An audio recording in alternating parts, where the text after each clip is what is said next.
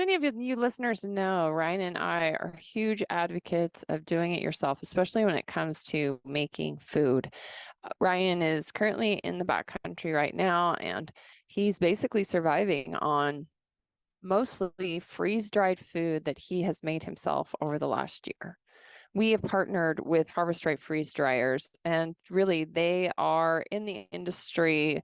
They are the go-to for having an in-home freeze dryer that is easy to use and makes the most delicious food that you can store for up to 25 years. There's lots of different reasons that you may want to make your own backcountry food. That would be for hiking, hunting, camping with your family, and just having more nutritious recipes that you can make yourself. You know what's in it. There's not all the junk. Maybe you need to have emergency food on hand. Like we just had a huge winter storm this week in Montana. And I can't tell you how many mornings driving to work, the freeways are scary. So, you know, if something happens, if you're traveling, you need emergency food, that might be an option, having it for you. What if you have a big garden like we've had for many, many years, and I'm hoping next year I'm going to give back to my big garden, but using all that food, all the extra food that you're growing and eating it for the rest of the year. And just overall healthy living. Did you know you can even make your own pet food? So you can make freeze-dried pet food with your freeze dryer. And I have been feeding my older dog mainly fresh food. And the freeze dryer is amazing because you can make the food, get the recipe for the dog food, throw it in the freeze dryer, have the freeze dryer, and just add water to it. And it's way cheaper than buying it at the pet food stores. So there's lots of different reasons that you might want to get a freeze dryer. I mean, the benefits of freeze drying food, one is taste. Compared to dehydrated food, it's gonna maintain flavor and freshness the best. The other one is shelf life. Like I said, up to 25 years. Nutrition, again, along with that taste, it's retaining all the nutrients. Mainly, it's not getting rid of it during the dehydration process. There's lots of versatility with it. You can do dairy, which is you cannot do with dehydration. You can do meat, which you can do with dehydration, but with the fat content, it can be very difficult and time consuming. You can do produce. You could do a complete meal, you know, you make spaghetti one night, throw your leftovers in the freeze dryer, and bam, you have a freeze dried meal. It's really easy. These Harvest Right freeze dryers are so easy to figure out. Everything's automated. And if you do the math, I think that freeze-dried food is the third of the cost of store-bought food. So if you're buying a meal for $15 at REI or Sportsman's Warehouse or online, you could be paying a third of that for each meal. So that's one of the bigger reasons Ryan did it too, because he's sort of cheap that way. So Harvest Right has an amazing community online at harvestright.com. They are always having sales. Right now, they're having $300 off their Pro freeze dryer. And this is a brand new product. And you can get white, you can get silver. It's really beautiful. Now we have I don't know if we have a Pro, I'm not sure, but we have a black one. And Ryan uses it. It's constantly running when Ryan is home. Ryan hasn't been home very much in the last 3 months, but when he is home, it's constantly running because he's getting prepped for his next trip. So we highly encourage you to get a freeze dryer if you're considering it. We know it can be expensive, but it might be something that really changes the game up for you in your backcountry diet.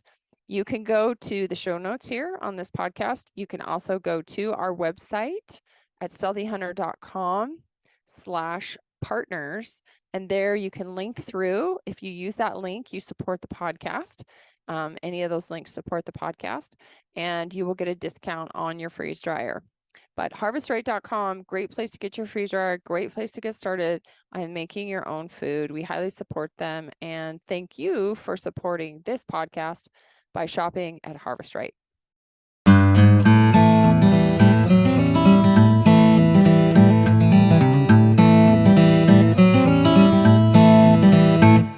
Welcome back to the Hunt Harvest Health podcast. This is Dr. Hillary, and I'm excited to be doing a new podcast today with a guest, Konrad Hafen. He is owner of Hafen Beef in Utah. And the reason that he's on the podcast is he reached out to me, sent me an email, and said that he listened to the podcast and asked me if I would be interested in talking about this. And fortunately, I am, and I think it's a very important discussion that has been going on, I think, a lot in maybe more the quote unquote alternative farming and ranching world. But I think as far as those of us who do eat meat and those of us who do not have the luxury, now I do have the luxury of having multiple chest freezers in my garage full of wild game. That's because Brian hunts a lot and he's very successful. So I'm very lucky about that. But as we know, and Konrad brought this up to me, there is a very small percentage of people that are actually successful on their maybe 1 or 2 hunts that they get to do a year.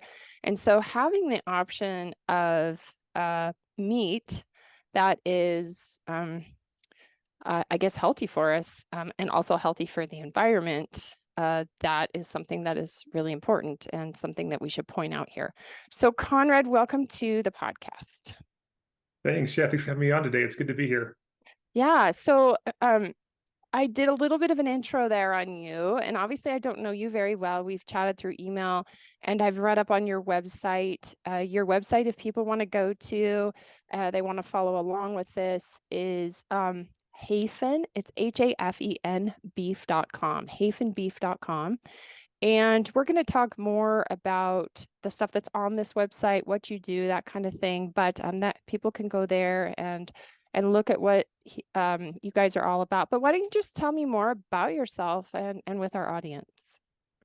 Yeah, so I grew up in southern Utah, moved away to northern Utah and Idaho for a few years to do school, master's or bachelor's, master's, and then doctorate degree up in Idaho.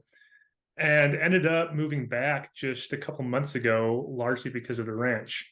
So this ranch started, man,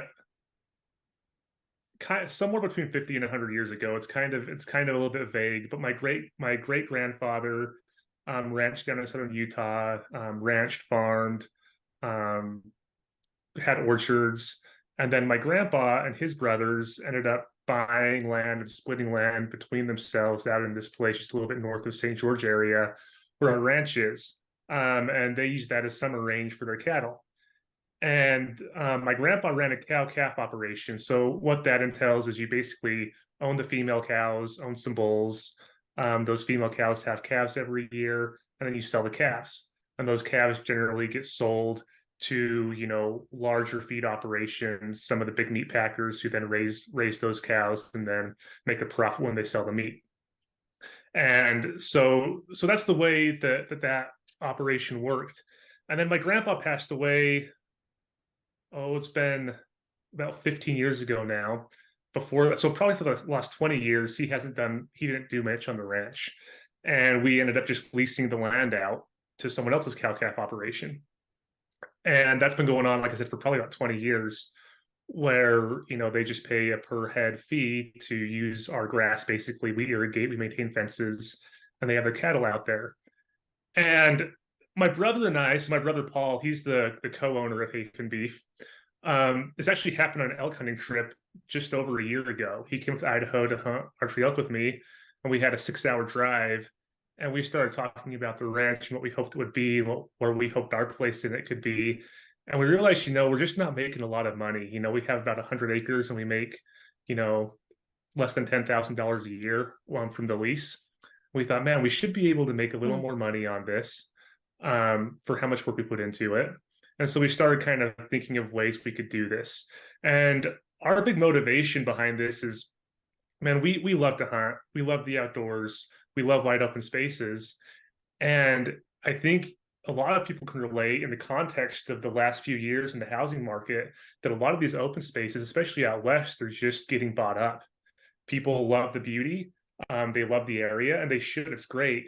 But a lot of these places that were once wide open spaces are now becoming kind of, I don't know, more, I don't know what you call it, but kind of this in between, rural farms, and there's ranchettes, and we don't have those huge ranches. We don't have those huge wide open spaces anymore. And we thought, man, what can we do to bring ourselves a little more income that we can invest back into this land, and that will give, kind of that reason to keep this land open. We don't want to develop it, but what can we do to make it so it's profitable, so that selling it doesn't seem like a good idea? Mm.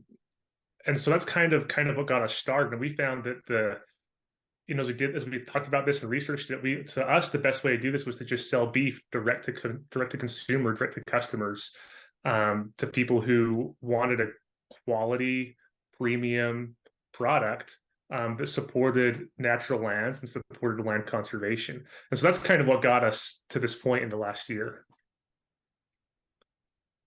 Wow. So since you made that decision, what are the changes you've made, or, how has that evolved with the ranch? Yeah, so there's not a ton of change at the ranch yet. We started out small this year, so we've had less than 10 head of cattle that we've sold this year. So we're still leasing out. We still have a lessee. But the big change has been for me. So I mean, I took a job. I kind of took a demotion, definitely a demotion on my promotional career path, to come down to Southern Utah, be close to family, be close to the ranch. Like I said, we had to invest some money in the ranch to get cattle and to set some things up. But it's been a really positive change, I think, for me and for my family. If we're talking, about it personally, we've really enjoyed being back down here and being able to go out and work outside. But what we're looking at is, we'll see how things go next year. And our business model, the way this works best for us is to pre-sell a lot of these beef shares. As people put a deposit down on the beef several months in advance, and then we grow those beef for them. So we'll see coming up this next spring season, now that we've had a chance to really ramp up kind of our advertising and getting our name out there. We'll see what our pre-sales look like, and our hope is that we don't have to lease anymore. That we'll have a big enough demand that we can just do our own thing and have more of that autonomy on the ranch this coming year. Did I miss how big your farm was? If you said that, can you say It's that about again? we're about 90 acres. Oh, So we okay. have probably about 60 acres of pasture, and we irrigate maybe 20 to 30 acres of that. And then we have just some, like pinyon juniper forested hillsides kind of on the edge of the valley there. Nice. So you're not huge. You're not like a ginormous ranch. 90 acres is manageable, right? Yeah. 90 acres sounds like much more manageable than these huge ranches. Yeah, it's nice. We don't have to hire anyone. We can do a lot of Mm. the work ourselves, which it's nice to keep it small and keep it in the family. Cool.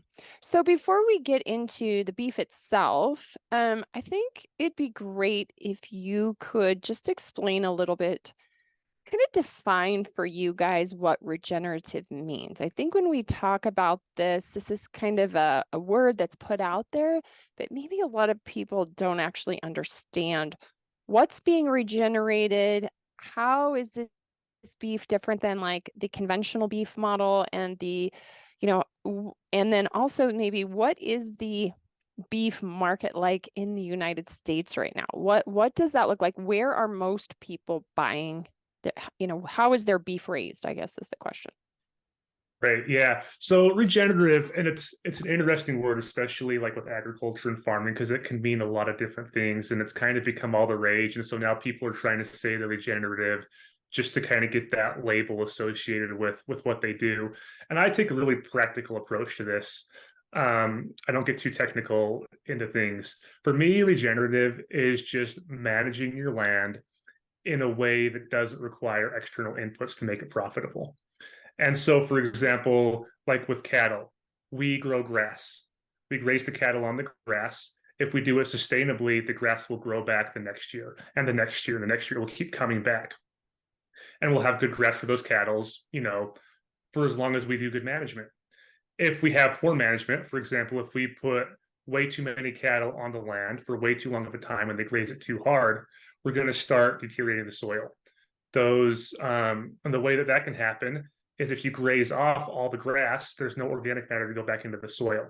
And then your soil loses its nutrients. And you see this a lot in the West on public and private land. along streams, along riparian areas where the best grass is, where the cattle spend most of their time, you can start to see this happen where you don't get the grass growing back because it's been grazed too hard. And so for us, the biggest thing is to just graze the cattle on the grass. They leave the leftovers behind, leave the manure behind, which provides some organic matter to improve that soil, and then we move them before they hammer things too hard. And as long as we do that, like I said, the grass just keeps coming back. It doesn't require any fertilizer to come in. It doesn't require massive land restoration. We just naturally are regenerating grass every year. So that's kind of the way I like to look at things. There's people are going to give you way more technical definitions where you have to do this and you have to do this. But in my mind, regenerative means it regenerates on its own without a whole lot of help. And so, were you going to say something? Sorry. Oh no, I think you're going to go into probably what I was going to ask about what's actually the conventional model that most of our beef is coming from. Yeah, and so before we get there, I want to just make a quick distinction about grass-fed beef. And with a lot of these terms around like regenerative agriculture and grass-fed beef, there's not a strict definition for this. And so we've had a lot of people tell us that all beef is grass-fed, which isn't wrong, because it is the way the model works for most of the US is that there's cow-calf operations, like I talked about at the beginning. Those are the operations. Like a lot of times the big ranches in Montana, there's big ranches down in the South and the Midwest, Texas. There's big ranches all over the place, but these big ranchers, they basically own cows. They breed those cows and they produce calves, and they make their money when they sell the calves. And they're selling those calves to generally some entity of these four big meat packers in the US. There's like Tyson, there's Cargill, I can't remember the other two off the top of my head right now, but they own just a ton of meat growing and processing facilities in the United States. So they'll buy these cattle. So these cattle will be weaned. They've been eating grass for probably a month or two, or maybe they just got weaned when they went to auction or whatever. But those cattle were raised on grass for at least a couple of months. Their moms were raised on grass. Almost all the mother cows, all the cows in the United States, eat grass because it's too expensive to feed them grain, and because it's not so great for their health. So we'll get into that here in a second. Yeah. So you want to protect your investment and feed it grass and not feed it grain. But once those calves are sold, they'll get into the feedlot system, and they'll generally be fed some kind of grain or soy product. And the reason they do that is because it can be grown really quickly and really easily. And then they can fatten up quickly on that. So you're looking at from birth to butcher on a lot of these cattle, they call them industrial cattle. You're looking at less than 18 months, often 14 to 15 months, to get a cattle from birth to a slaughter weight of around 1,300 pounds. And that's because they can put on a lot of weight with grain. And so the way these operations work is because you're feeding grain, you're bringing outside food in, you can pack, hundreds of cattle, 100 to 300 cattle onto an acre. And so at these feedlots, these cattle are just packed in there because land's expensive, land's at a premium. The more cattle you can get, per acre, the more you're saving on land costs. And it doesn't matter how many there are, because as long as you can bring in food to them, they don't have to eat the grass, right? So you just get these wastelands. These feedlots are just wastelands. If you've driven past one, it's just dirt and manure. There's nothing else growing there. Nothing else can grow there because of all those extra nutrients that come in from the manure. And in some cases, these cattle feedlots are actually a source of pollution into streams and rivers because of all the manure that's there. And even though there are regulations for cleaning these things up and manure management and waste management and things like that, they can still be a source of pollution. So that's where the majority of beef comes from. You go from the feedlot, they get butchered, they get sent to the grocery stores. And so that's kind of what you're looking at. And so this is where maybe you have some more expertise than me, but it's really interesting as I've looked into this some, is just what cattle eat determines so much about the quality of the meat. And you look into just the fats, and I think that's where a lot of this comes from, and I think one thing that's going to be obvious to most people is grain-fed cattle have more fat than grass-fed cattle. And I'll make one quick distinction here. Grass-fed, I'm referring to grass fed as the cow that eats grass its whole life. So some people are going to tell you that grass fed, if they eat grass at any point, they're grass fed. It is they're Right. grass finished if they eat grass for the last 3 to 6 months of their life. When I say grass fed, I'm talking about 100% grass fed cattle. Anything else, Yeah. I'm just referring to as grain fed. You're not feeding them grain or Skittles at any point in their life. Yeah, exactly. Exactly. Probably have the same nutritional value I in a don't lot know. of Is that cases a between those two wise things. tale? I mean, I've seen videos of it on social media, but I just don't believe anything on social media anymore. I just don't know. But like I've heard, dude, they're fed like candy and leftovers and just crazy super They carbs could at the be. end. But I haven't seen any of that, and I haven't heard of it. But like I said, our ranch community is pretty small, and we just like grass is grass yeah, is cheap in a lot of ways, but it's yeah, expensive the in other ways, I Skittles would guess. probably cost you a truck full of Skittles might cost you more than just the grass on your Exactly. Yeah, exactly. Some sweet land. beef. Yeah. Well, I Um, have something to say about that because yeah. I think that in the American market and also around the world, marbleized beef is sort of a luxury. Like it's considered a delicacy in some places and definitely in the United States. And there's I am not an expert on beef types, but there's Wagyu beef. There's, I believe those Wagyu is like, is it animals that are kind of kept in a small area? They don't move around a whole lot, so they're kept So tender. yeah, the Um, Wagyu, yeah. they're a specific breed of beef that comes from Japan. Uh, Um, and they just their genetic characteristics, they get marbling more quickly and really more fast. easily than other beef Okay, breeds. so that's what I was going to talk about. So sorry I didn't have that clarification, but when you have marbled meat, so when you're eating beef, you're eating muscle meat, right? So you're eating the muscle. When you have a marbleized steak, which is good to us because fat is tasty. Humans, we need fat for a reason. We love the taste of fat. It's very nutritious to the brain and to a bunch of other things, especially if you're like children or reproductive women. You need a lot of fat to grow babies and like all this kind of stuff. But we kind of have a fat addiction in our culture, I would say, in a lot of ways, and usually the bad fat. So yes, keto and like all that stuff, but that's different. A marbleized steak is basically a diabetic cow because the fat has infiltrated the muscle meat. And if we were to turn this over to like a human and just in the lifespan of a human, as people get older or they become obese, which is happening earlier and earlier in our culture, right? Like there's children that are obese. What happens is your fat, because of your fat intake and your carbohydrate, your Skittles, your soda, your alcohol intake, your pastries, all that kind of stuff turns into fat in the body as well. So eating those foods is almost just like eating fat. It that fat marbleizes into your muscle tissue. And so what we see in people that are obese, people as they age, people that have diabetes, they have they have weaker muscle, basically. They have less lean muscle mass. And that's because what starts to happen is the fat infiltrates the muscle tissue. Well, the negative part of that is that you need your lean muscle mass in order to move your skeletal system, right? So like to walk up a flight of stairs, you need your quads and your hamstrings and your calf muscles to be firing and to be contracting so that you can move your bones to go up the stairs, move your pelvis and all that. As you get older and you get this fat infiltrating into your muscle, you don't have the same muscle strength and you lose stability. So what's very common as people get older and they age, not just bone deposition changes, which is basically because you're having muscle changes, right? In women, it's a little more complicated because of their hormonal structure.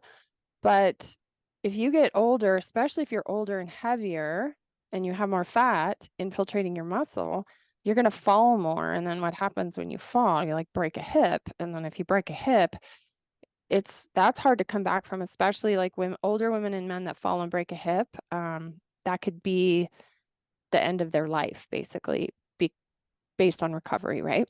So it's important to have lean muscle mass that's not infiltrated with fat because that keeps you stronger and more stable. Now, fat is yummy though. So if we're talking about beef, we're talking about growing a faster cow, unlike these Wagyu probably. They just genetically infiltrate fat into their lean muscle tissue, which makes them just gain more and more weight. So they're kind of like obese cows, but their meat is very tender and very fat, right? I'm guessing that's what it is.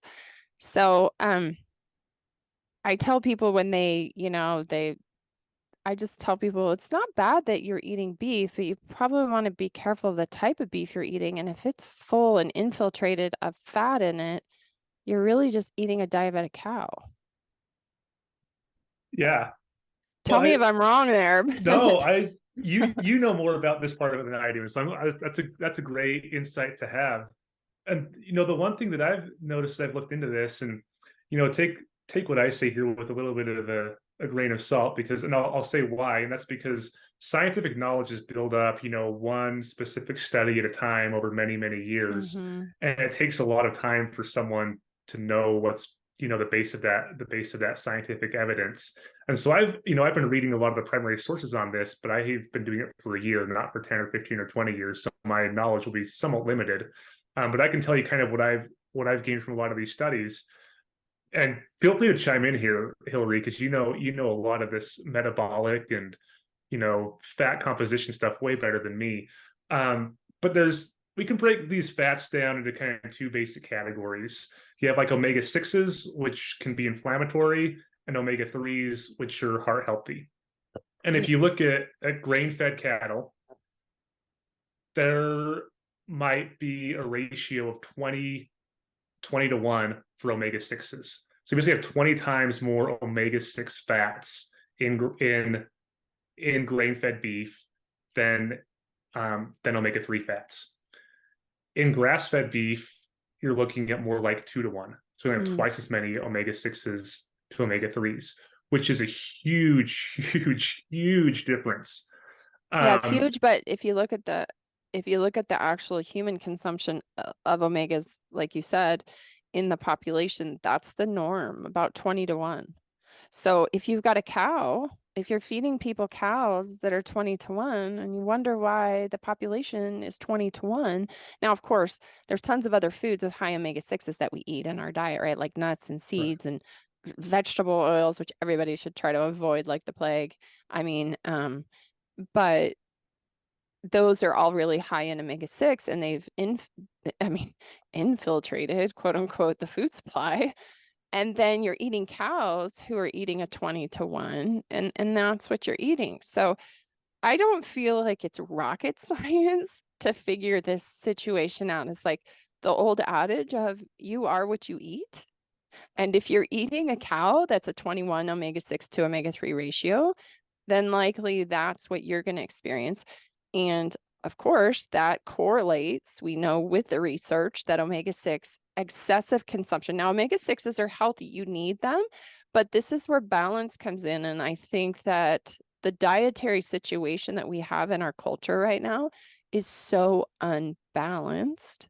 And that's where we see these conditions come up. Obviously, diabetes is a huge imbalance.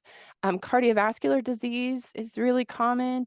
It is partially imbalanced. There's a lot of complications to cardiovascular disease that we won't get into here, but cancers can be an imbalance, right? Cancers are cells that basically they get they just start doing their own thing. Like they just start creating cellular replication and start doing things that the immune system is no longer able to do that. So that's an imbalance, right? So if we think about the major like disorders that kill most Americans, it's an imbalance. And when you look at the food supply, it just is like it is almost like correlation equals causation. And I hate to say it, but it is actually that when you just look straight across at the conditions that we suffer with versus what our animals are eating, what the chickens and the beef and the pork and all these animals are eating in their high inflammatory diets, that kind of transfers to us as humans. We're eating highly inflammatory diets, right? And again, that balance is out of whack. And yeah, that's how I see it. Yeah, no, I think that's great. Yeah, and the other thing I'd add with the fats is the amount of fats in grass-fed beef is just overall lower than in grain-fed beef. And you can look at it as part of, well, what are the cows eating and what's their lifestyle like? You have 1,000 cows on 10 acres versus you have 30 cows on 100 acres, right? I can't even imagine that. We have 10 acres. We live on 10 acres. If I had 1,000 cows on this, that would just be insanity. Like, how does 10 acres support 1,000 cows? Like, Yeah, that's talk about imbalance. That just to right. me, like, my brain just sees automatic imbalance of nature going on there, right? Like, yeah, that's a nuts. Yeah. And then I'd say the other thing with this is I don't know how you can go and you can buy beef for, $4 a pound. If you look Mm. at what cattle prices are, and keep in mind that all these meat packing companies are paying the same cattle prices. They've come down a little bit the last few months, but you're looking at like $2 to $2.50 per pound for live cattle. That's not per pound of processed meat. That's per pound of live cattle. So you still have to pay to feed those cattle, get them up to butcher weight. You have to pay for the butchering, and then you have to pay for the transport, and you have to pay for the markups in retail. So basically, what that tells me is I haven't done the math on that whole supply chain, but if you're buying, you know, a cow, you're paying $1,700 for a steer almost to any weight because those prices change by weight. So, anywhere from 400 to 800 pounds, you're almost paying the same amount for a cow, no matter what the weight is. So you're basically paying $1,700 for a steer. If you're going to get, well, let's even make the math a little easier if I can do this in my head real quick. Let's say if you pay $1,600 for a steer and you get 400 pounds of processed meat off that steer when it's butchered. You're looking at That's $1,600, that. That's right? $4 a pound, So you basically right? made no money. You You just basically made paid to no have that money, cow on your property and you actually made nothing. and that's Your ground beef. Right? ROI is zero. You're going to pay more for steaks, right? But what I'm saying is that break even cost, if that whole cow was ground beef, your break even cost is 1,600. You paid that for the cow up front. Mm. And that doesn't even count the cost of feed, which it costs us. Grain's expensive. It costs a lot of money to get the grain to put the weight on the cow. So you're paying for Mm-hmm. grain for almost a year. 5+ pounds of grain per cow per day, probably for almost a year to put the weight on them. And then you're paying, for the meat packing facilities to get that cow broken down so it can be bought. So logic tells me that a lot of these meat packers or a lot of these grocery stores, somewhere along the line, someone's losing money to get people into their stores, right? And Yeah, so they're probably I guess it would also depend on maybe where your market is. Like if you're in a Bozeman, you can sell your meat for $8 a pound. But if you're right, in like Townsend, which is just a little town north of us here, they have one little like mom and pop grocery store, and that's the only place you can shop. And that place is serving probably most of the people that go in there to shop are we would call underserved population. They're rural underserved population. So you probably can't sell it for $8. You're not going to sell it. And then it's going to go bad. Then it's a waste. So yeah, either on that end, those are the people losing money. Obviously the farmer's losing money because the farmer is not, that's a really poor return on investment. I mean, who in the hell is going to start a business with that kind of ROI? Like nobody. So yeah, you're doing it now for the love of it, or because you're stuck in it, or because you're being subsidized by the government, right? And yeah. that's Or your life and that's your knowledge. And so you stay in that and you do what you have to make money, maybe not from the actual sale, but from the subsidy. Well, and this is why most ranchers do cow calf, right? Because you Right. sell a calf, you get $1,600, right? You know what you're getting. If you get into the meat business, right, you're trying to sell meat. Now you're competing with these companies that can sell meat at a loss to get people into buy other products, right? And so, Right. like just that example I just gave you with the $1,600 steer, if that's all ground beef, you lose money. You lose a ton of money. Um, Farmers and ranchers can't compete with that. Which is bad for the population because now you're feeding, this industrial grain-fed beef that's kind of rampant in our country. So how do you break out of that? How do you get beef that is good? How do you get beef that is healthful? Well, you have to know your rancher. I mean, Yeah. you have to know where your beef comes from. There's you can go to, you can go to Foods, you can find 100% grass-fed beef, and that can be helpful. A lot of that beef is going to come from South America. It's going to come from New Zealand, from Australia, and if you're okay with that, great.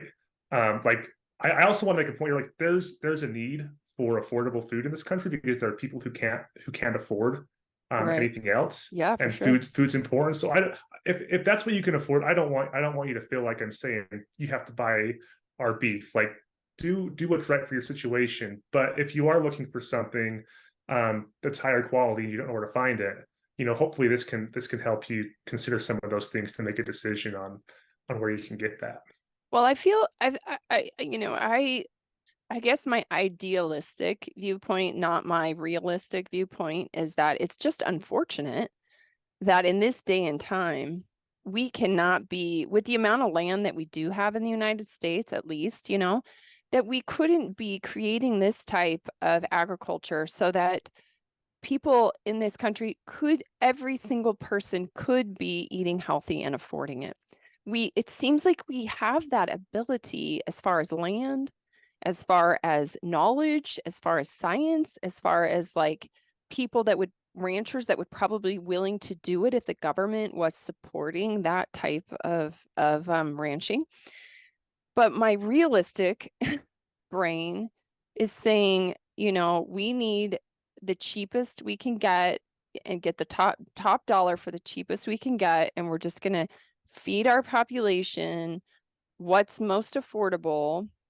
And then we have, I don't know if this is true, but I listen to some podcasts with, men in this area that people have probably heard of, Will Harris from White Oaks Pastures in Georgia. He's kind of been on the forefront of also trying to do regenerative farming in general and ranching. Joe Salatin, a lot of people have heard him. These are guys that are kind of on the front lines of trying to get people to understand that buying this type of food, and or if you are a rancher or a farmer, could you change your farm and your ranch to make it more sustainable for even just your community? Maybe not the larger people, the whole country, but like in your community, could you create healthier food? And the problem is that realistically, all the powers that be, including the people, like the people are the powers that be, we have to rise up and be like, okay, first of all, why does Bill Gates own most of the land in this country? He's not going to do anything with it, like what you're talking about, right? And he's an investor in fake meat. And so that's kind of scary, right? And then we've got the government subsidizing situations where they're basically forcing ranchers and farmers to do, like you said, you either just sell cows to the feedlots or whatever, right? Because you can't make money otherwise. And we'll keep it in the corporate interest of these top 3 or 4 producers. So it's like every other industry, the pharmaceutical industry, the food industry, the meat industry, the chemical industry. Like it's just like mass. And when people talk, it's like, it's so frustrating because I hear this from you, and if you think about all the major things that pollute, that destroy our health, that separate us, that politically divide us, these are all sort of meant, those big corporate entities, political entities, whatever you want to call it, they want to keep it that way because they are making tons of money.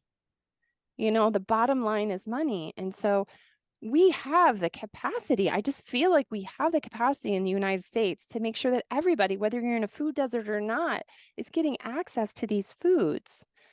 But that's not happening because the reality is that the bottom line, we can't meet the bottom line for these large corporate greed, basically, is how I see it. Now, my idealism is like we should all be pitching into this and helping. And if each community knew their rancher, they knew their farmer, they were able to go to that, But then I do think of like the person that lives in like the Bronx or Brooklyn and the inner city food deserts, and all they see is like meat, is like McDonald's and fast food and all the fake food, and that's what they have. And like to climb out of that and to like create a garden and to go buy grass-fed meat and go to their farmers market every day, there's financial resources that have to be put into that in the community. Like the people in the community there, they like need ranchers and farmers there that are coming into the inner city and giving people these options. And I'm sure at farmers markets and stuff, they do have that. But what I do like about this direct to consumer model that you're talking about is that then opens the door for these people who don't have access to land or to a farmer or rancher. So if you can keep your beef somewhat affordable, and not still make an investment, keep it somewhat affordable, and then cut out a lot of the like middle people that are taking that, right? They're taking that profit, and like the grocery store owner's not making anything because he's just got to sell this meat now. Like if you can cut that out and sell direct to consumer, can we make this a more viable option for people everywhere? Not just like wealthy people that live in Bozeman or live in Salt Lake, or you know what I mean? So, And that, yeah, that's really our hope. And well, our prices, we we can be competitive with places like Whole Foods with a similar product. We might not meet their prices exactly, and to be honest, we're going to give you a better product because our beef, like it's raised in the U.S. 100%. yeah. It's all sourced from the U.S. Either we raised it ourselves or we source it from producers around us, so we can tell you where it's been, how it's been treated. Um, Dry aged. If you're not familiar with dry aged beef, just go take a look at the quality you get out of that. You lose water weight, it concentrates flavors. You just get a better, more tender product. And we can ship to most of the Western United States. We can ship nationwide. We ship to most of the Western US for free. And we can get you that at roughly the same price you're going to pay for something at Whole Foods, depending a little bit on things. And the other thing we can do is we can get you bulk beef. So you can take that Whole Foods price and you can pay it for a whole cow. Basically, you can get a half cow for $14.50 a pound delivered to your door for free if you're in the Western U.S. And if you're not in the Western U.S. or you're outside of our free shipping areas, then you can pay to have it shipped to you. And so that's what we're really trying to do, is we're trying to kind of make that accessible to people. And like I said, I want to kind of go back to what I said at the beginning, and you brought it up with land and land conservation is, and like I said, I'm a hunter. I'm going to get back to hunting just a little bit here. Yeah. And you look at places throughout the West. You look at places, Colorado Front Range, Wasatch Front in Utah, Bozeman area in Montana, Boise area in Idaho, where we've seen a lot of development, a lot of houses. These places in the Wasatch Front, I used to drive up and down the Wasatch Front when I was a kid, a couple of times a year. And over the last 30 years, places, south of Salt Lake, between Salt Lake and Provo, south of Provo, between Provo and Payson, they used to all be farms and ranches, and now it's all houses. So you think about the topography of these areas and what the wildlife populations are doing. They're right next to mountain ranges. They get a lot of snow. Some of the best ski resorts in the country are along the Wasatch Front. Gets a ton of snow. What are those deer and elk doing in the winter? They're not living up in 6 to 10 feet of snow. They were coming down to those foothills, which are now all houses, right? Before they were farms. And there was some tolerance for wildlife there, but now it's all houses. If there was tolerance for wildlife, there's nowhere for they wouldn't come. There's nowhere for them to be. There's no food for them. And so you just look at what this is doing to some of our wildlife populations, and you look at mule deer declines in the West in recent years, and a lot of that's attributed to drought and severe winters. And you just think about if you get a drought heavy summer where there's little feed up in the high country, and subsequently probably lower feed in the low country, and then you get a really hard winter that forces all those animals down to the low country where before development there might used to be some feed available for them. Now there's nothing. Where do they have to go for food? There's nowhere to go. And although Leopold, who's considered the father of wildlife management, wildlife conservation, I can't remember the exact quote, but something like that, wildlife management, he talked about how private lands would determine the fate of wildlife in this country. And you can see that playing out right now in a lot of these developed areas in the West, how as we grow and we have a desire for recreation to be close to these natural beauties. And you and I are part of that, right? We live in areas like that for great reason.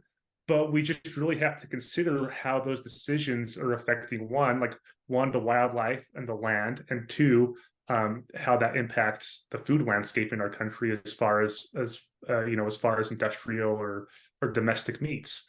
And those two have a really big interplay together. And the second thing is, how does that affect recreational tourism, right? So you start developing these areas that have a lot of natural beauty.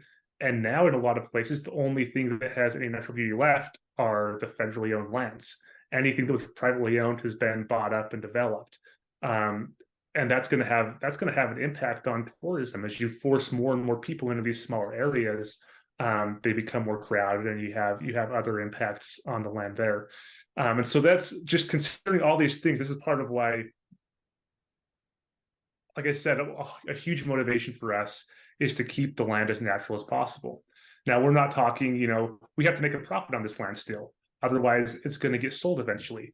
And so you can argue that cattle pastures aren't 100% natural. And I would totally agree with you, but they're a whole lot more natural than 10 ranchettes on 100 acres. They're a whole lot more natural than a subdivision.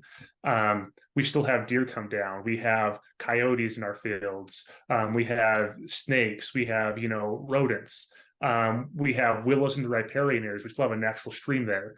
And so there's a lot of things that this beef can support when you look at it from a perspective like that as well. Yeah, I think it's such a dichotomy, right? Is like, if you have the resources to live somewhere like where we live, like we live on 10 acres, Three Forks, Montana, outside of Bozeman. We're just so blessed. I mean, we're so blessed to have the resources to live somewhere like this. But we live in an area that was all farming. So it was notorious, like all wheat farming. And just over the decades, Wheat Montana, they're the largest wheat producer in Montana. They've just sort of sold off over the years. And they were like, I think they were a co-op of a lot of different farmers that own land and stuff. And now they're more of they have their wheat farms, but they have, a big restaurant. They sell their bread all over the place. And so they're kind of like a destination place in our area. But the land we live on was farmed for I don't know how long. And we've got yellow grass and we've got tons of tumbleweed, but you can tell it was over farmed. Like the soil is clay. I cannot grow. I have to bring soil in. We have to have boxes. It's very like trees here. We planted aspens and all these, and it's going to be 30 years before one of those trees is like my mom, who lives in Bozeman at the base of the mountains. She just has aspens just sprouting up everywhere because her soil is completely different than our soil. So I can kind of see what over farming did to this ecology here, what it's done to the grasslands, we have our dogs and now we have goats, they're like out there, but like there's no big cows out here. There's no ranches. So there's none of that going on. And I can see that. And, to think that we have the resources to own 10 acres outside of Bozeman, we're super fortunate and people want to live like that. And who doesn't blame people for wanting to get out of the rat race like we lived in? We did have really good soil where we lived though, and I do miss it. And Washington was like just the Garden of Eden. You could just grow things, like annuals would come back every year, things it was very proliferative, let's put it that way, just based on the soil and the environment, which we don't have here. Montana's a harsh environment, but if you go 30 minutes towards Bozeman or you go up there, they've got topsoil that's 5 feet deep, and depending on who had that land and took care of it, your growing season's very short, but you have very, the soil can differ. But I just see it like, because I grew up in this area when I was a kid, and most everything was farms. Like there was the small town, but everything in between every little town was farms. And I drive around Bozeman and I get so nostalgic for when I was a little kid, and there was just this feeling of like expansiveness that it had. And I did not grow up on a farm. I was a city dweller. My mom, we lived in town, and we weren't ranchers or anything. But like a lot of my friends lived on ranches. They had horses, they had cattle. And I just remember that feeling of expansiveness. And when you went out in the mountains, you never saw people. And it was so kind of raw and wonderful. And now you go somewhere and there's literally like 100 cars at a trailhead, and You drive around downtown and there's just so many people, and people are rude and they drive like, because if you lived in a city, you know the difference. You just know the difference. Cities make people crazy. I'm sorry to say it. They do. They make people mean. They make them cranky. They make them like unsociable. It's weird. You would think it'd be the opposite because there's so many people together, but it just makes people sort of like, I don't know. And in the small town, it's so different. And I feel sometimes like these places, these wild places, they're just going to be lost because people want to get out of that craziness. They want to feel that feeling of expansiveness, and like they want to feel relaxed and calm and be able to live somewhere where it's quiet. It's not noise polluted and sound polluted. But then when you just start bringing so many people in, it just kind of slowly turns into that. And then developers see the profits, the money. How many houses can I build on this little farm that will make me, especially in this area, so much money, you know? And so it's like the human condition of wanting more and needing more and but also wanting things we can't have, you know, wanting to live someplace that has this appeal, but then changing it and turning it into what we came from.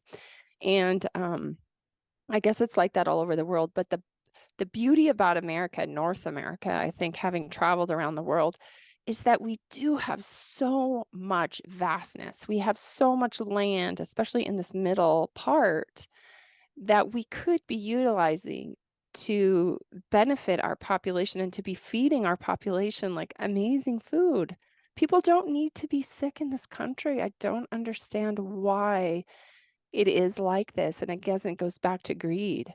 But if anybody's listening to this podcast, and I feel like people feel helpless about their health sometimes, they feel like they don't have choices. They have to eat this food. They can't afford the $14 beef. But then I see what people spend their money on too.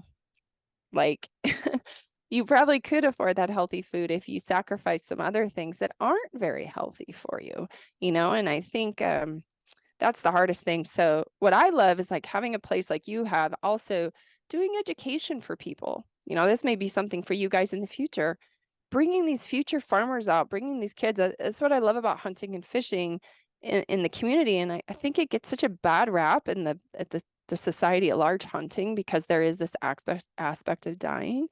But maybe you can talk about that, the vast benefit of the environment, of like, and when our environment is healthy, like how it helps people throughout their lives. So bringing children and teaching them about the soil, teaching them, you know, what are the vast benefits of the environment for this type of farming or ranching? Yeah, and I think we've touched, on some of those already. And I think, Yeah. a big thing that we hear is, in the political arena a lot lately, and in science a lot, is climate change. And, whether you believe in climate change or don't, it doesn't matter. We can call it, we can call it more droughts, more rain, whatever it is. The More climate, pollution. yeah, Yeah. exactly. The climate's changed throughout history. That's undeniable. And the cause of it now, we can argue about that, but we don't need to. It doesn't get us anywhere. But the point is that the way we affect the environment has effects on the climate as well. Um, and like I said, that's happened. That's happened throughout the history of the world. And the things humans do have impacts on that. And the beef you choose to eat and the way beef is raised has impacts on that. So if we think about industrial beef, that food's coming from outside sources. You're getting things like corn, soybeans, wheat, grains. Those are all annual plants. You plant them every year, you harvest them every year, you transport them every year. So think about all the work that goes into just making food for those cattle. How many truckloads have to get driven from point A to point B to feed those cattle? How many times does it have to go around the field to plant the crops or to harvest the crops or repair the soil? How does all that work? And then you go and you look at grass-fed cattle. I've been on a tractor all year. The grass grows. We irrigate it. We walk around. We irrigate our fields, which we have water rights. We pull water out of a Mm-hmm. stream. That's going to have some impacts as well. But and then you think about, okay, well, if climate change is an issue and if we're putting too much carbon into the atmosphere, we need places to pull that carbon out of the atmosphere. Can a feedlot do that? No, it can't. What happens when you have annual plants that you They pull carbon out, and then you harvest them, and then you have to put carbon back out into the atmosphere to plant them again. Whereas this grass, it grows back every year naturally. Mm. And so you have things like that. I talked about pollution before with the feedlots, right? You just have this dirtscape or manurescape, whatever you want to call it. When rain hits that and it runs off to the nearest drainage, it's pulling all those nutrients with it. You have cows on grass and on pastures. That grass really slows down the spread of nutrients. You get a lot more infiltration into the soil. Those nutrients can be good and go back to growing the grass. But when you don't have grass to grow, those nutrients can seep down in the groundwater. They can seep into surface water. They don't have a place to go. And then you just think about the way it looks and the aesthetics of it. It looks pretty to go see a nice green valley in the mountains. Mm-hmm. It does not look so nice to go see a feedlot anywhere. I don't care where it is. The feedlot does not look nice. Mm-mm. And so I think there's a lot of environmental and aesthetic benefits to this. Like I said, the thing with grass-fed beef is it takes a lot of space. I said we're at 2 to 3 acres. It takes us 2 to 3 acres to grow a grass-fed cow, as opposed to, like I said, 1/100th of an acre or 1/10th of an acre, somewhere in that range, to grow a grain-fed cow. And so that's where a lot of the costs incur. There's property taxes, there's managing the land, there's fences, there's irrigation, there's all those kinds of things, which do have an impact on the price of the beef and also on the landscape. Right. Wow, so interesting. I also had a question too about just kind of the whole plant-based diet thing, and like what would it look like if we didn't have ruminants like cows in the ecology? Like, I think there's this idea that if we don't eat these animals, then these animals won't exist. Like there won't be a need for these animals, right? And then these animals won't be destroying the environment. But what does happen if we don't have these ruminants? I mean, obviously, prior to colonization, we had the buffalo, right? Where they were a massive ruminant that was roaming the land in the millions, and they were doing some damage to the land, but they also obviously had a benefit to their regeneration of the land. And then we have elk and deer and moose, and we have all kinds of ruminants all over that are creating benefit for the environment and the land. But as humans, we have this idea, okay, like if we're not eating these animals, then do they need to exist? And if cows are not natural to the North America, would it be more beneficial to just get rid of them? And what would that look like in today's world? I think it would just look like more houses. I think that's what would happen, like we talked about. No No, cows, well, let's just build developments. But what would it yeah, look like no, without these ruminants? I think you're right. I mean, you make a good point about bison, right? Ecologically, like they were native species here, and they're gone now. And a lot of their range is taken up by commercial agriculture now. But you think in a lot of ways, cattle can fill the niche of bison.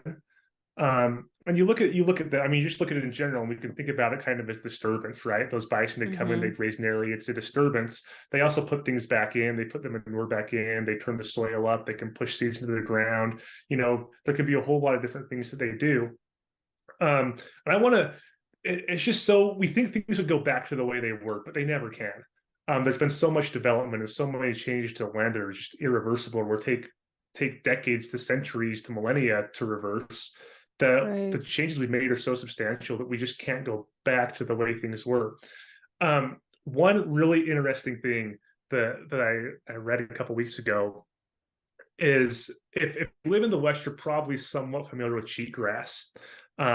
If you're not, I'll give you the quick rundown. So cheatgrass is an invasive grass from Asia. What it does is it can germinate really early in the year. So it'll often start growing under snow. And that's bad for native grasses because it's going to start taking up nutrients before those native grasses start their germination and start sprouting. And so cheatgrass can dominate because it has that competitive advantage. Now, when it gets really bad, is that cheatgrass, it grows quickly, then it dries out really quickly. And so it becomes a fire hazard. And so areas with cheatgrass start burning more frequently. which is Mm. bad for native plants because they don't get a chance to reestablish. Cheatgrass loves disturbance. So after a fire, it can repopulate really quickly, and you're kind of stuck in this positive feedback where you get cheatgrass and it burns, and you get more cheatgrass and more cheatgrass and more cheatgrass Mm. until all you have is cheatgrass, which has limited forage nutrition for deer, elk, native species, cattle, any species. So there's been billions of dollars invested into getting rid of cheatgrass in the West or to preventing its spread.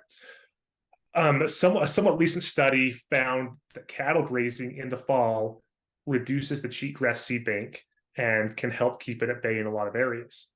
And so that gives you an idea of something like bison could have done in the past. I mean, cheatgrass probably wasn't here when bison were, but if there were undesirable species, that grazing could have potentially knocked them back and brought forth those more palatable species, the ones that Mm. were better for animals, for the environment, for fire suppression, whatever it may be. And so that's kind of one ecological point where cattle can be useful. There's another weed. This is more of a riparian weed. I won't call it a weed, but plant called Phragmites. And there are native Phragmites and invasive Phragmites. And if you're around wetlands, it's those really, I can't how to explain this, really tall stalks with kind of those wispy leaves on it. It grows really thick, and it's native. But in a lot of places, natively, it's usually 4 to 5% of riparian vegetation. Around the Great Salt Lake, there's places where there's just these huge stands of Phragmites, and it's the only thing. You have a monoculture of Phragmites, and instead of offering diversity and cover, there's nowhere else for water birds to go or other riparian animals to find habitat. And one way they knock that back is by grazing cattle on it. Mm. So if you intensively graze that Phragmites for a couple of years, or if you burn it or use mechanical removals and then get cattle on it, they can keep that at bay and they can knock it back. And then you're not using things like fire or machines to do that, and you're kind of getting that ecosystem back to what it was, using a non-native animal, but an animal that also has a benefit for society. And so, like I said, I don't. If you get rid of cattle and you remove the demand for meat or for beef, then you're also removing the demand for some of these things that can actually help the environment in a lot of different ways. The other thing I'd point out is if we talk about a plant-based diet, plant-based meats, like we're talking about balance, like why not just eat the plants? Like why are you making meat out of plants? Why not just eat the plants in the first place? I don't know. And I and don't then we're know. introducing all these other, I don't know, Well, you're chemicals just and adding a bunch of additives to make it work. chemicals and sugar. Yeah, And like, if you're plant-based and you don't want to eat cow, then why do you want to eat a burger? Like, exactly. it's just this, it's the idea, it's such a strange idea to me. Like, just eat the plants. You don't need to put these burgers together with all these fillers and all this stuff. And like, what is in the burger? Could you just make that stuff and not eat it? Yeah. I think it's really important to realize, especially in the context of the United States, at least, that food and ecology are really tightly connected Mm. and are just getting more tightly connected with the more the developments puts pressure on our food systems and our ecological systems. And so I think it's just important to realize that the decisions you're making, whatever they are, can have positive and negative influences for one or the other and both. And just to hopefully, my hope is that by talking here, we at least bring some of those considerations up and people think about it a little more. Maybe you're not in a position to change the way you do, or maybe there's other reasons you have the beliefs you do, and that's great and that's fine. But I just want people to be, like you said, education, right? We want people to be educated and to realize that decisions we make are going to affect the things we love, and to make decisions, in an educated manner, so that we're not doing something we think is good for the environment, and 10 years down the road, after we've advocated for it, and we find out that actually that was a really bad thing to be doing. And some of those things we're just not going to know until they happen. But I think there are some Yeah. things that we can keep an eye on and take actions, to prevent some things down the road if we just know what's going on. Yeah, I totally agree. And I think, again, not to be a negative Nelly, I think that positivity is really important, and that's what's going to bring change. And we need to realize that we all really have the same basic needs in life, and one of them is good nutrition. It's really important for the health of a community to have good nutrition.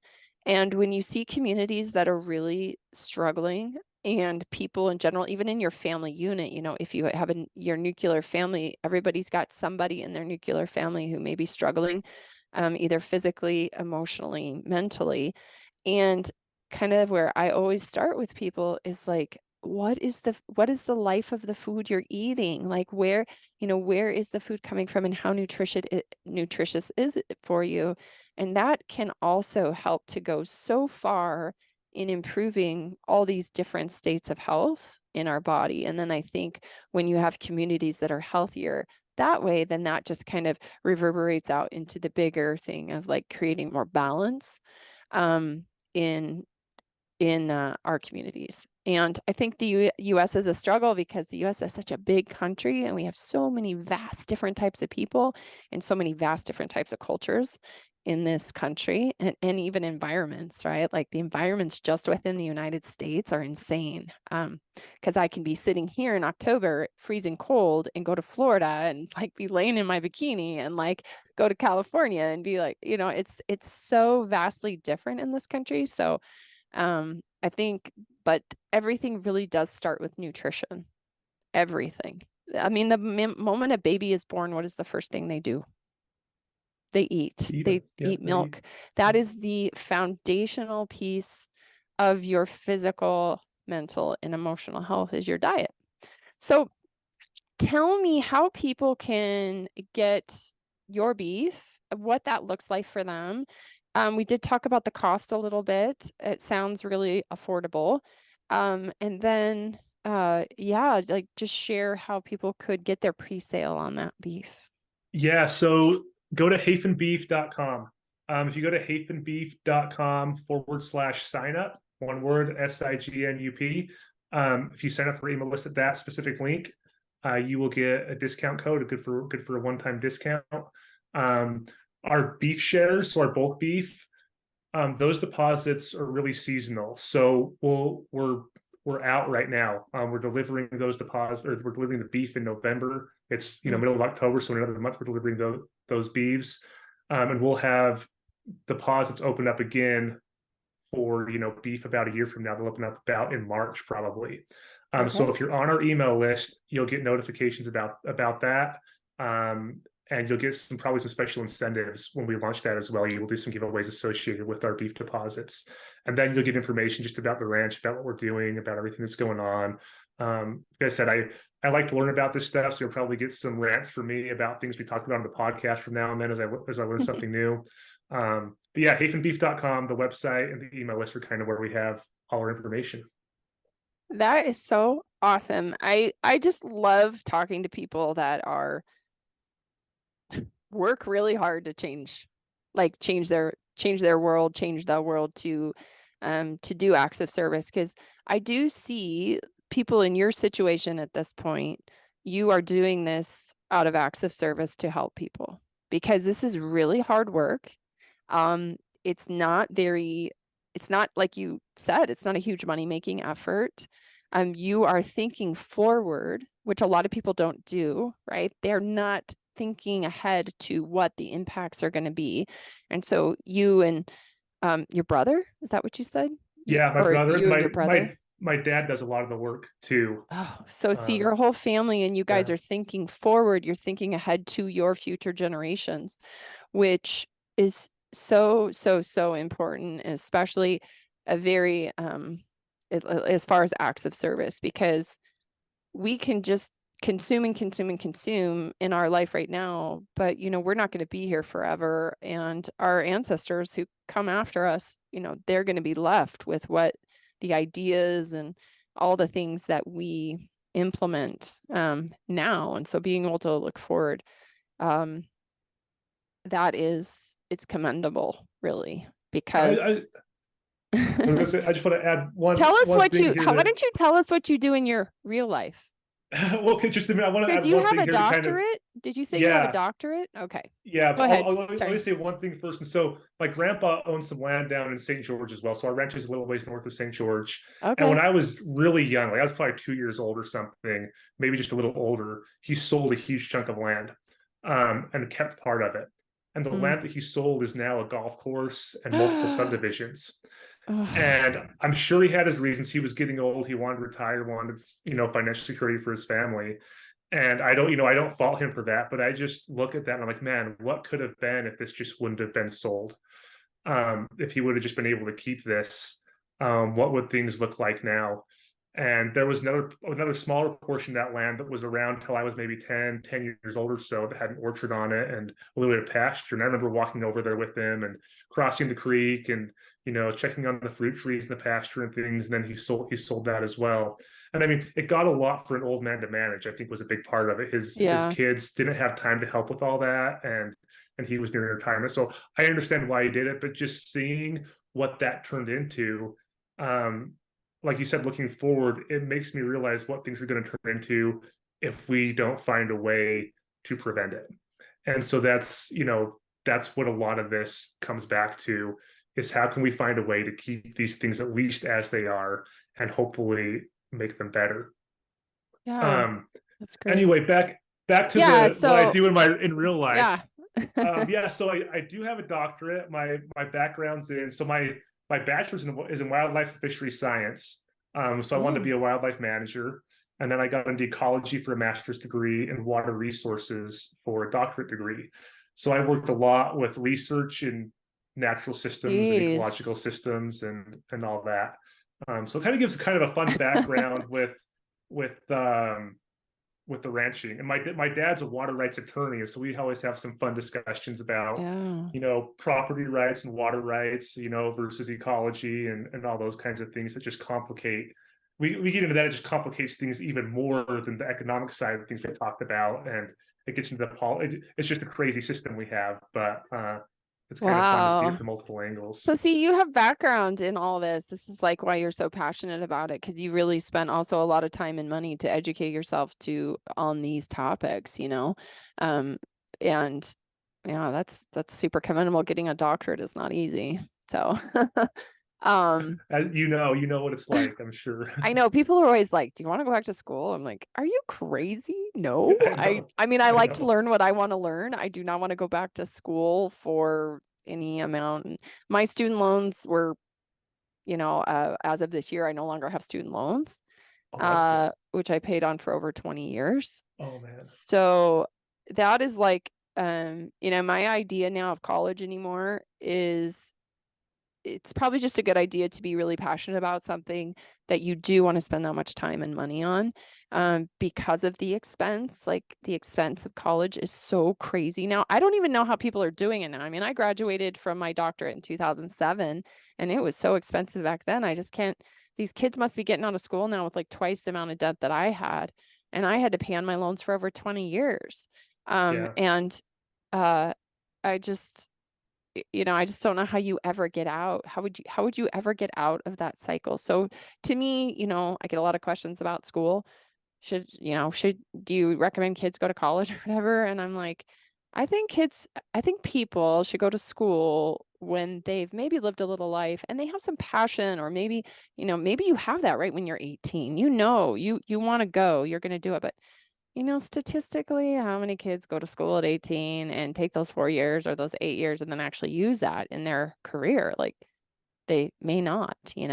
And but I think that it's beneficial and it's something that you can be passionate about. And obviously you're going to really be able to use what you've learned here on the ranch. You may end up becoming a rancher, a beef rancher, and having that background and what is going to help you probably make better decisions. Uh, but yeah, schooling is an interesting thing today. I think that it's a different world than when you and I went to school, probably.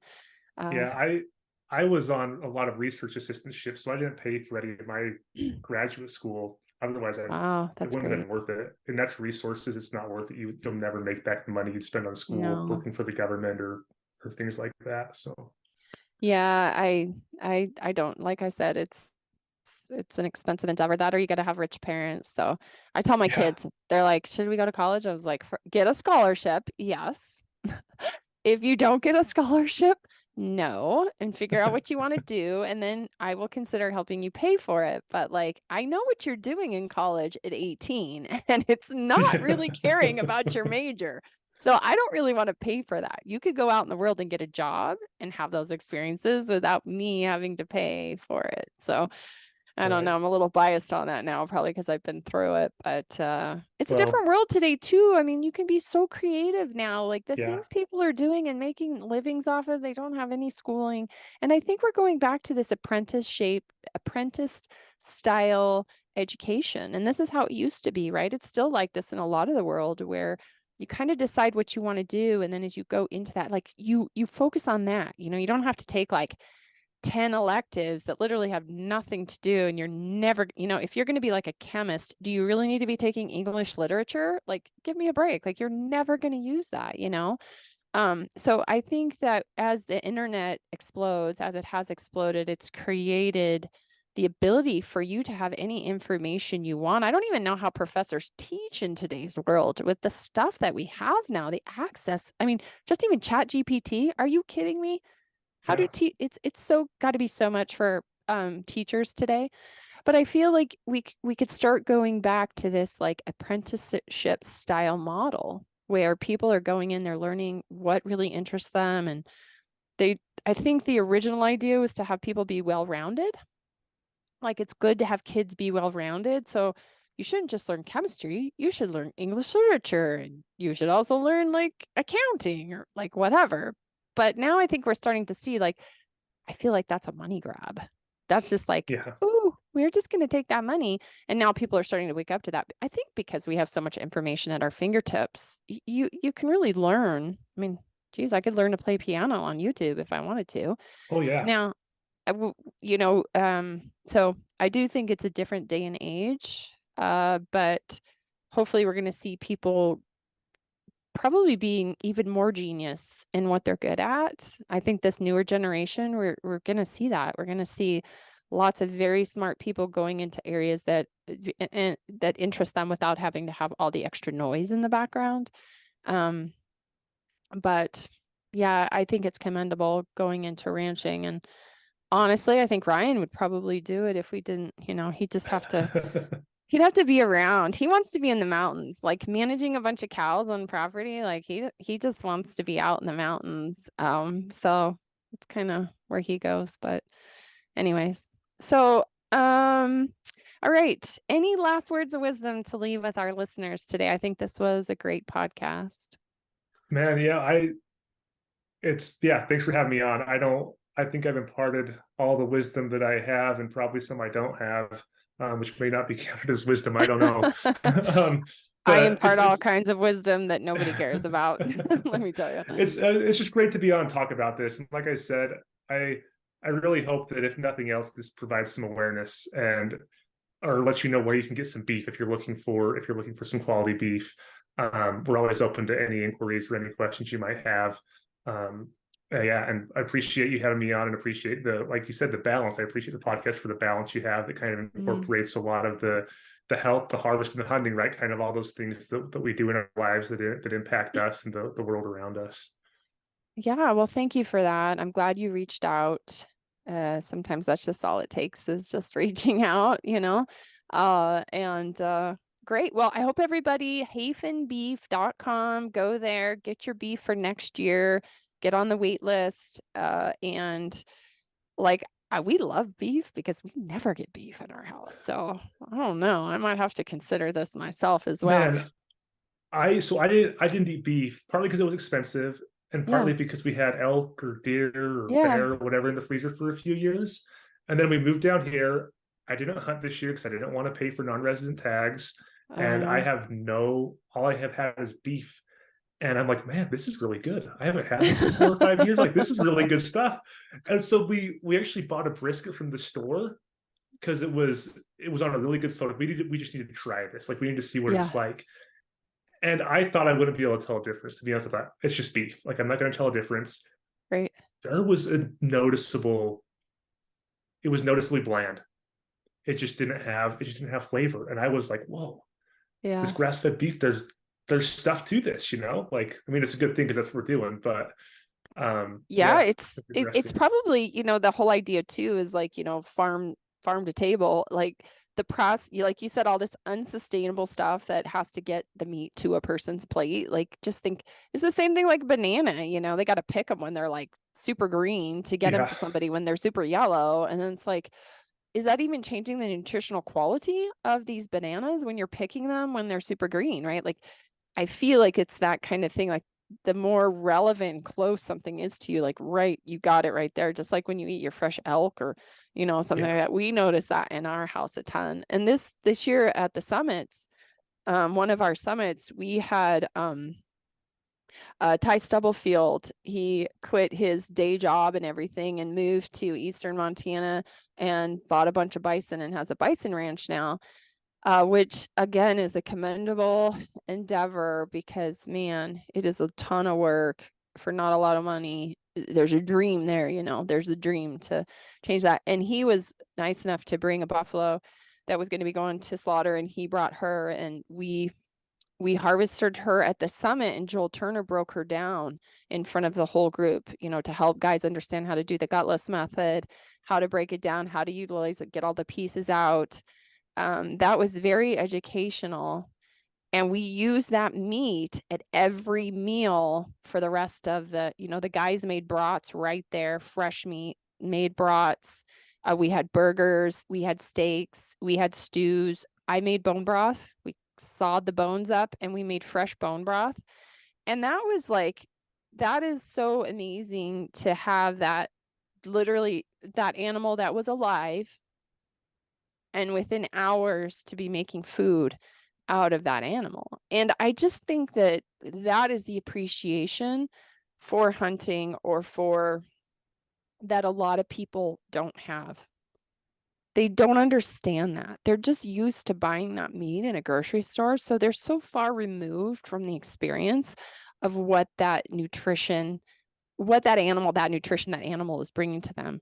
And when I have those experiences where we are so fortunate to have that animal, or to have the elk Ryan brings home, or the moose or the antelope or whatever, like the reverence for that, I think people don't want to eat meat, and they think it's ethically unmoral because they've never had that experience, And they And haven't I gone don't through the work it takes to turn that into know. food.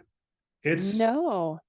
like part of, like I said, I watch Ryan and I watch, Brian Gritty Yeah. and I really appreciate they almost, and I kind of feel this too, they almost have like this need, like if we're going to kill something, we have to work ourselves to death to get it, right? That's Because that's Ryan's philosophy. because that's what it deserves, right? That's what it Yeah. deserves, is it deserves nothing less than a lot of effort. And when I hunt, like my least favorite part of hunting is from when I shoot to when I find that animal on the ground and can start Mm. breaking it down. I hate it. I hate that part of hunting. I hate the killing, and I hate the not knowing if it was a clean kill. I enjoy the adventure part, and I enjoy the work of getting the animal out and breaking it down and making food out of it. But that in between, that's the part that just I don't like it. But Yeah, I it's also feel like, like it's the best alternative for the animal in a lot of ways, or but it for is like animals in anything general. in life. Like life does not come without suffering. Yeah. Do you have children? Yep. We have three Has your kids. wife ever had a baby? Like what Yes. kind of suffering Oh does a man. woman have to go through to have a child, to bring Oh, life into the world? What kind of suffering do you have to experience? It's so quite much. And remarkable. yeah. It's Oh so yeah. remarkable. It's like, and I think death is the same way. Even when animals die or when people die, there is this unbelievable suffering that goes on, but there's something about that process that's like, it's just how it is. Like it's suffering to be a human, and all the years in between life, birth and death, like all the suffering you experience throughout your life. So like if you take an animal, there is also, I believe, now I don't hunt. I'm literally going off of like living with a guy that lives for this. This is his whole existence. he I mean, I'm not even kidding you. Like that's all, just being out in the mountains and finding these animals. I mean, he doesn't hunt all year. You got to have tags to do that. But he's like out there watching these animals. He knows these animals' behaviors. He can track animals. How many people can track animals? Like, he can track anything. It's crazy. I'm so observant in the woods. I'm just like, whoa, whoa, whoa, walking through the woods. He's like, okay, there's a mountain lion track. Oh, there's this. And I'm just like, what? Huh? How'd you see that? You know? So, but I do see this process as like, I think what happens is that in that moment, that's what Ryan says too. The worst part about hunting is killing it, because the minute you kill it, part of that suffering that you go through is like over, and then you go into a different type of suffering. Like, I just killed something, and now I have to take responsibility for that, and now I have to find it, and now I have to like, you know, it's like a suffering, but it's almost like a suffering that people need in order to grow.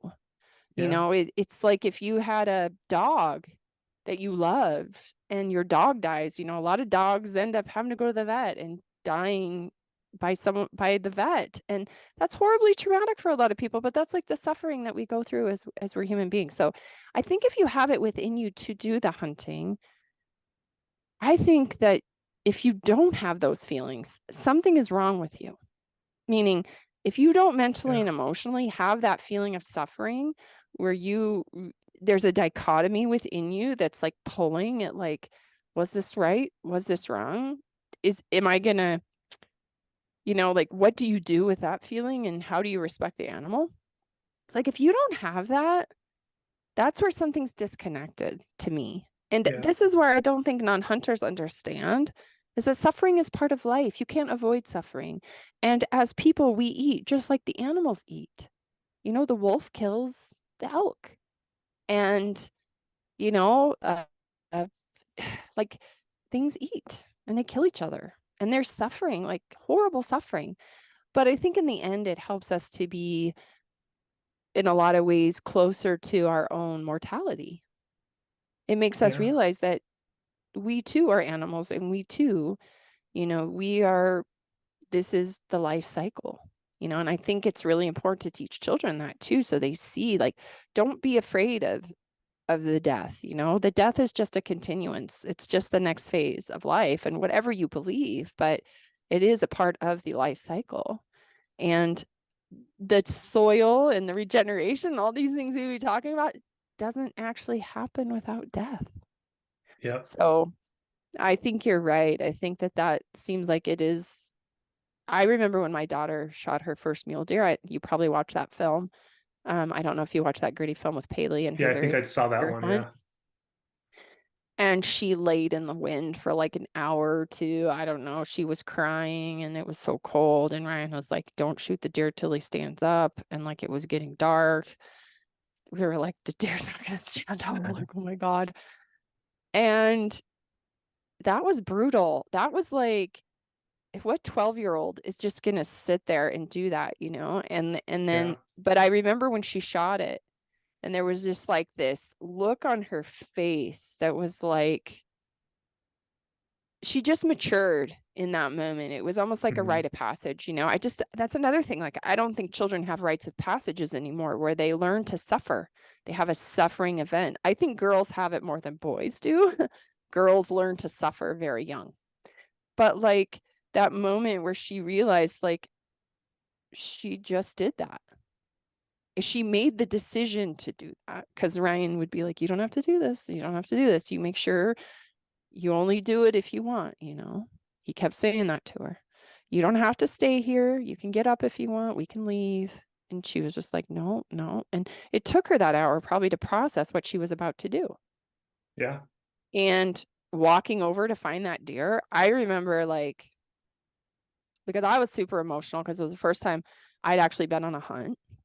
So I'd never been on a hunt with Ryan. I'd been on a hunt. I watched my daughter kill the animal, which is a whole different ball game than your husband doing it, who that's his thing. It's like your child doing it, especially your daughter. I don't know, there's something about it, just like, it's emotionally overwhelming. I know it was emotionally overwhelming for Ryan because he's always looked for a hunting buddy. He's always wanted somebody to understand him. And we got to that animal, and what I remember the most, and I got a video of it, a couple of videos of it, is she sat down with that deer and she was rubbing the deer and she was like feeling his antlers. And I mean, I was crying. She was crying a little bit. But I got this video where she didn't know we were watching. The boys kind of went off. They were trying to figure out how to get a picture. You know, the sun was like almost like all Ryan's hunts. The sun is going down and there's almost no light left. And I caught her with the deer, and she was just rubbing her hands down his body, rubbing her hands. And then she just stopped like where his heart was. And she just closed her eyes and she was just like feeling this deer. And I happened to be standing back and I was like, oh my gosh, I got to get a video of this. Cause it wasn't like, I didn't tell her to do that. Nobody told her to do that. Nobody told her how Yeah. to act. And it was this moment where she was like realizing, I did this, you know, I took this life. And it was so powerful because it just makes you realize, like, you know, if you never have a connection to that, and death is always negative, you know, if we weren't going to get anything out of this animal and have a story about this animal and like be able to respect this animal and eat the meat and all that kind of stuff, you know, maybe it would have been really traumatic. And I could see where in a lot of the world, in a lot of situations, children are traumatized by death because it is traumatizing, right? Yeah. But like this was different. And so it was so powerful for me as a mother to see that in her. And I was really blessed to get that experience, you know, because Oh I yeah. probably would have never had that experience had Ryan not been my husband and he had not encouraged her to do this, you know. Now, will my younger daughter do that? I don't know. She's very different than my older daughter. She may never want to do that, and that's okay. But I think that suffering is part of the acceptance of, you know, growing up. Yeah, definitely. So anyways, here I am crying. All right. Okay, hafenbeef.com. Thanks. This is fun. Yeah, it was really good. Thanks for having me.